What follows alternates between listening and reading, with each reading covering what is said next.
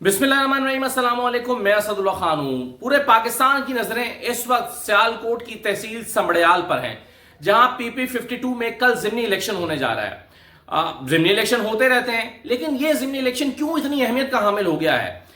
इतनी ज्यादा इस पर नजरें क्यों जमी हैं? इतना ज्यादा फोकस इस पर क्यों हो रहा है? क्यों आखिर ये हल्का पाकिस्तान भर की तवज्जो का मरकज बन चुका है? क्या वजह है इसकी? जरा इस पर थोड़ी सी बात कर लेते हैं। पीपी 52 में इस वक्त सूरत हाल क्या है? कैंपेन खत्म हो गई, कैसी रही? किस को कैंपेन में बढ़ती नजर आ रही है? किस की जीत के इम्कान दिखाई देते हैं? एक मसला यह है कि अब हमारे लिए एनालिसिस करना बड़ा मुश्किल हो चुका है, और उसकी वजह यह है कि अब एक नया फिनोमेना चूंकि मार्केट में आ चुका है, और वो फिनोमेना है फॉर्म 47। ये एक ऐसा फिनोमेना है फॉर्म 47 जो सारे तज्जियों को उलट करके रख देता है। यानी कैंपेन एक तरफ चल रही होती है, सर्वेस कुछ और बता रहे होते हैं, अंदाजे कुछ और कह रहे होते हैं, ग्राउंड सिचुएशन कुछ और कह रही होती है। फॉर्म 45 कुछ और कह रहा होता है, फॉर्म 47 कुछ और आ जाता है। अब तो ये हुकूमत जो है, ये फॉर्म 45 को भी मैनेज करने के तरीके सीख गई है, और खदशा ये है कि उसमें गड़बड़ ना हो। लेकिन बहरहाल चलें, कुछ फैक्ट्स मैं आपको हल्के के हवाले से रखता हूं। हम एज्यूम यही करते हैं, पहले हम एज्यूम यही कर लेते हैं कि इलेक्शन ठीक होगा।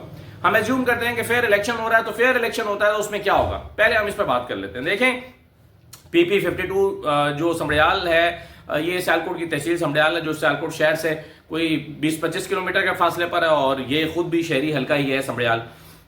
इसमें नून लीग जो है, इसके एमपीए थे चौधरी अरशद वड़ाइच, जिनका इंतकाल हो गया।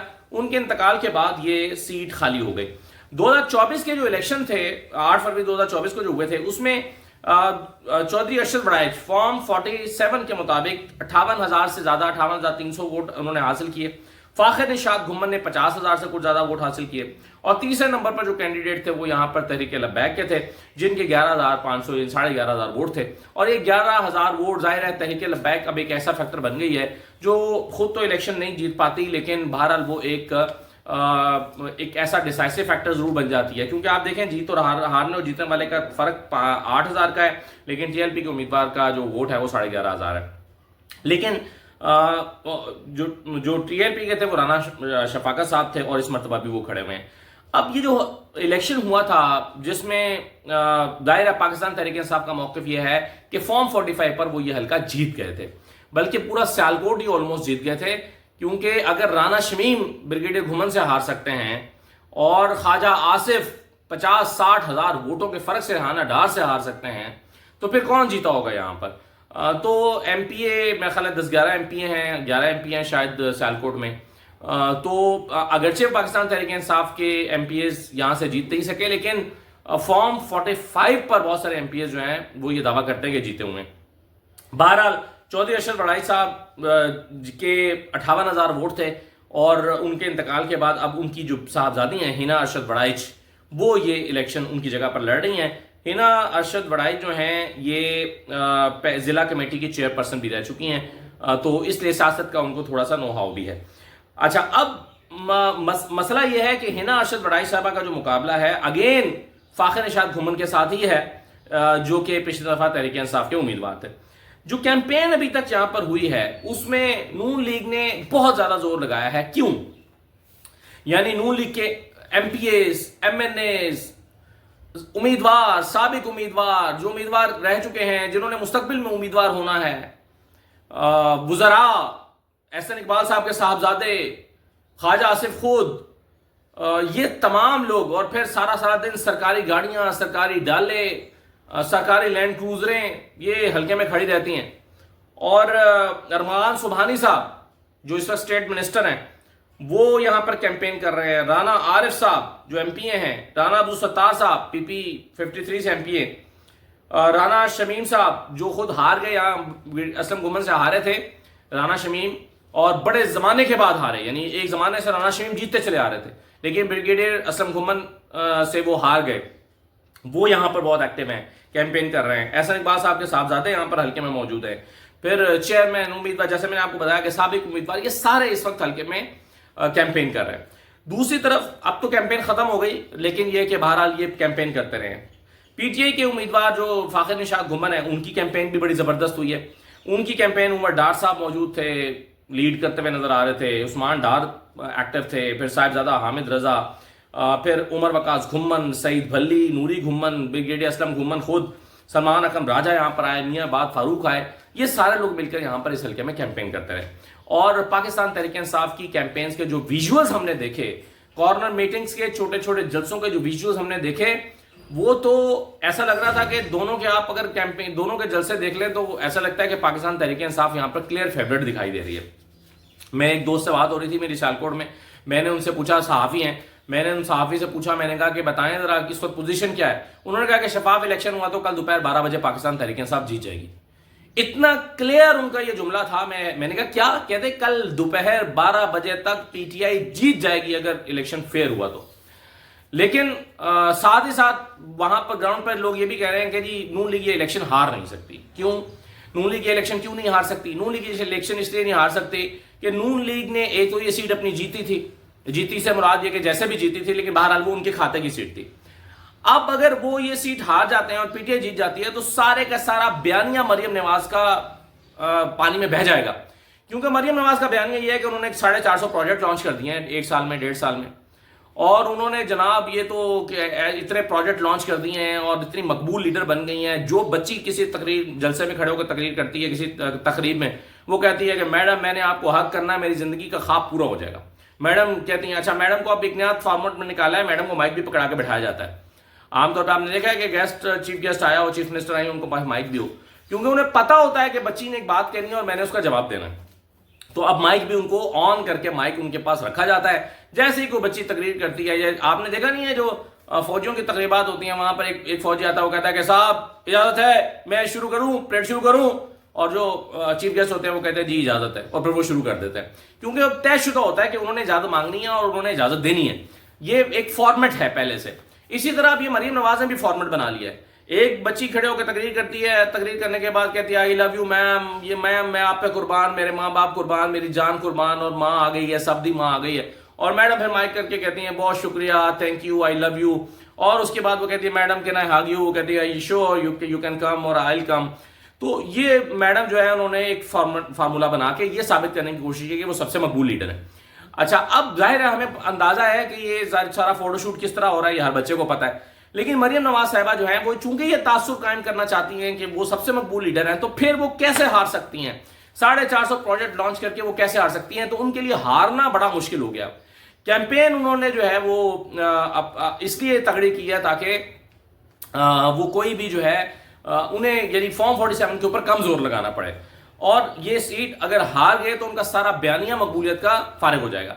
लेकिन पाकिस्तान तहरीक इंसाफ के लिए क्यों इंपॉर्टेंट है? पाकिस्तान तहरीक इंसाफ का दावा यह है कि वो पहले भी जीते हैं। उनका दावा यह है कि इस मरतबा भी वो जीत के साबित करेंगे कि असल में ये उन्हीं की सीट है। और पाकिस्तान तहरीक इंसाफ ने सियालकोट में पहली मरतबा 2024 के इलेक्शन में आउटस्टैंडिंग परफॉर्मेंस दी है, इसमें कोई शक नहीं है। बड़े बड़े बुर्ज गिराए हैं, फॉर्म 47 पे गिरे या नहीं गिरे वो इस बहस में हम नहीं जाते, लेकिन एक्चुअली गिराए हैं। अब देखें ना, कोई अकल का अंधा भी नहीं कहेगा कि ख्वाजा आसिफ रिहाना डार से जीत गए हैं। रिहाना डार साहिबा ने बिल्कुल आउट क्लास कर दिया था। 6 महीने बाद जाके वो जो जाली फॉर्म 45 तैयार किए हैं उस पर ख्वाजा आसिफ साहब ने बैठ के दस्तखत किए ताकि जो है वो कल को अगर कहीं हल्का खुल जाए तो नए फॉर्म 45 उनके पास मौजूद हो। इस तरह की गेम डाली गई है। तो अब जो है इसके लिए क्या होगा ये तो ज़ाहिर है हम कुछ नहीं कह सकते, लेकिन जो पोजीशन है पाकिस्तान तहरीक इंसाफ के उम्मीदवार की वो बड़ी मजबूत दिखाई दे रही है।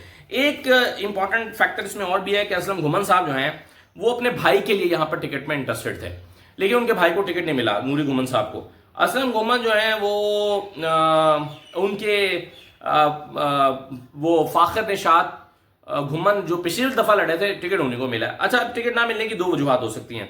एक वजह ये हो सकती है कि पिछली मरतबा भी फाखिर निशात घुमन लड़े थे तो उन्हीं को टिकट मिल गया कि भाई आप ही लड़े थे और आप टिकट लें। लेकिन दूसरी तरफ यह है कि असलम घुमन साहब की जो वफादारी है उस पर काफ़ी शुकूक व शुबहात पैदा हो गए थे। जब 26वीं तरमीम हुई पता चला कि जी जो अपने घुमन साहब हैं, असलम घुमन साहब, उनकी वफादारी जो है उन्होंने पाकिस्तान तहरीक इंसाफ से हटके किसी और के लिए गिरवी रख दी है। ये उनके ऊपर इल्ज़ाम लगा, अगरचे वो इसको नहीं मानते और वो कहते हैं कि जी ऐसी कोई बात नहीं है, लेकिन बहरहाल बहुत सारे लोग उनकी वफादारी पर शक करते हैं। अब असलम घुमन साहब जो हैं ہو سکتا ہے اس لیے ان کے بھائی کو ٹکٹ نہ ملا ہو. لیکن اسلم گھمن صاحب کا اس الیکشن میں اپنا پورا زور لگانا فاخر نشاط کے لیے اور پوری کیمپین میں حصہ دینا اور ان کی جتانے کے لیے مخلصانہ کوشش کرنا اس لیے ضروری تھا کہ وہ اپنی ساکھ کو بحال کرنا چاہتے ہیں.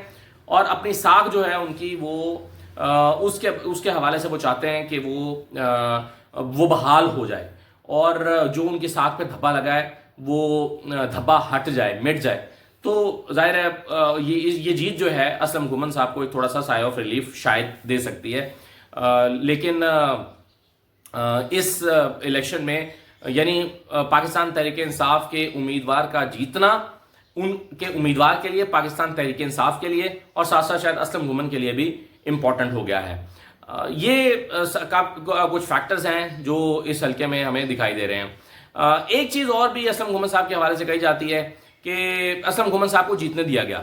اگر باقی سارے لوگ فارم 45 پر جیتے اور 47 پر ہرا دیے گئے تو اسلم گھمن صاحب 47 پر کیسے جیت گئے؟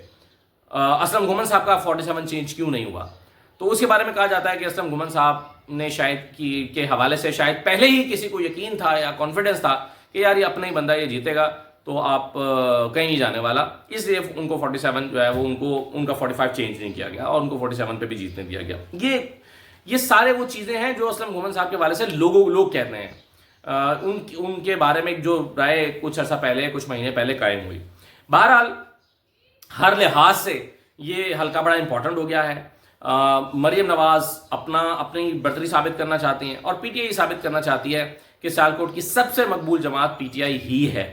وہ ثابت کرنا چاہتی ہے کہ 2024 کا جو الیکشن تھا وہ فراڈ الیکشن تھا اور دراصل اس وقت بھی ہم یہ سیٹ جیت گئے تھے. یعنی آج اگر دیکھیں نا فاخر صاحب جیت جاتے ہیں تو اس کا مطلب یہ ہوا کہ پھر وہ 2024 میں بھی جیتے ہوئے تھے.